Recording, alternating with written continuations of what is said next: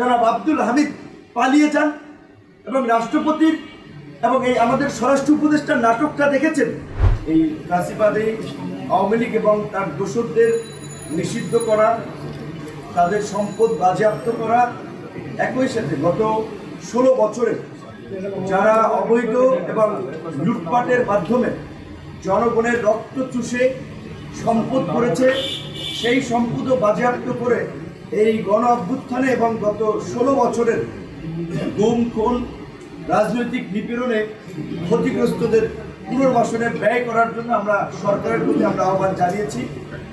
এই সমস্ত বিষয়ে আমরা খুব বেশি অগ্রগতি লক্ষ্য করিনি, বরঞ্চ দিন দিন আমরা শঙ্কিত হয়েছি যে যেখানে 28শে অক্টোবর আপনারা জানেন যে বিএনপি সহ বিরোধী দল সমূহের একটি সমাবেশ ছিল, সেই সমাবেশ পণ্ড করে একটি দামি নির্বাচন করার জন্য বিরোধী দলের প্রায় 32,000 নেতাকর্মীকে গ্রেপ্তার করা হয়েছিল।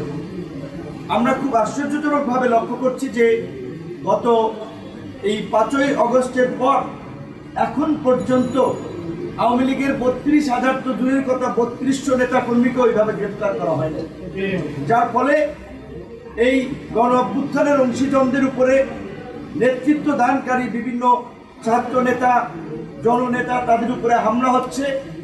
এখনো সোশ্যাল মিডিয়ায় প্রতিনিয়ত আমাদেরকেও হুমকি দিচ্ছে। সেই জায়গা থেকে আমরা বারবার বলছি যে আওয়ামী লীগের বিষয়ে যদি চূড়ান্ত সিদ্ধান্ত না নেওয়া যায়, এটি যদি ঝুলিয়ে রাখা হয়, সেটি আমাদের গলার কাটা হবে এবং সেটি ভবিষ্যতে দেশের স্বাধীনতা সার্বভৌমত্বের জন্য একটি সংকট তৈরি করবে।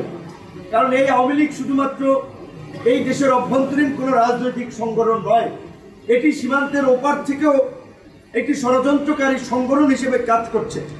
গত 9 মাসে আপনারা দেখেছেন বাংলাদেশকে কিভাবে অস্থিতিশীল করার জন্য নানান ধরনের প্রোপাগান্ডা, নানান ধরনের সাবোটেজ তারা করেছে। সেই জায়গা থেকে আমরা সর্বশেষ এই আপনারা দেখেছেন যে এনসিপি, জামাত সহ বেশ কয়েকটি ইসলামী সংগঠন, শিবিরের ছেলেরাও ছিল, তারা শাহবাগে আপনার আন্দোলন করেছে। আমরা গণ অধিকার পরিষদের পক্ষ থেকে এই পল্টন প্রেস ক্লাব এলাকায় আমরা মিছিল, সমাবেশ, বিক্ষোভ করেছি। গতকালকে আমরা যমুনায় আমরা ঘেরাও করতে চেয়েছিলাম, সরকারের পক্ষ থেকে অনুরোধ করা হয়েছে যে আমাদের সম্মানিত মাননীয় প্রধান উপদেষ্টা বিষয়টি নিয়ে কনসার্ন, কাজী তার উপরে আমরা ওইভাবে প্রেশার যেন না তৈরি করি, কারণ তিনি তরুণদের কথা, ছাত্র যুবকদের কথা শুনেই আগামী বাংলাদেশে একটা গতিপথ ঠিক করতে চান। আমরা সরকারের প্রতি আস্থাশীল হয়ে আমরা যমুনার ঘেরাও কর্মসূচি করিনি, কারণ আমাদের সাধারণ সম্পাদক সহ আমরা বিভিন্ন সময় আমরা বক্তব্যটা বলেছি, এই সরকার তো ভাই আমাদের রক্ত ঘাম জেল জুলুমের বিনিময়ে এই সরকার গঠিত হয়েছে। কাজে এই সরকারের বিরুদ্ধে আবার কেন আমাদের ঘেরাও করে দাবি আদায় করা লাগবে? এই সরকারকে কেন আমাদের দাবি আদায় বাধ্য করা লাগবে? অবশ্যই জনগণের যদি জনসম্পৃক্ত দাবি ওঠে, আশা করি সরকার সেটি গুরুত্ব সহকারে বিবেচনা করবে। কিন্তু একই সাথে এটিও আমাদের দৃষ্টিগোচর হয়েছে, গত 9 মাসে আমরা দেখেছি এই সরকারের উপদেষ্টা পরিষদে যারা আছেন তাদের কারো কারো মধ্যে আপোষকামী মনোভাব। বিদেশি দূতাবাসে একজন নয় 3 জন গিয়ে গোপন মিটিং করে তার কয়েকদিন পর দেখি করিডোর দেওয়া হয় এবং আওয়ামী লীগের পুনর্বাসনের সিদ্ধান্ত নেওয়া হয়।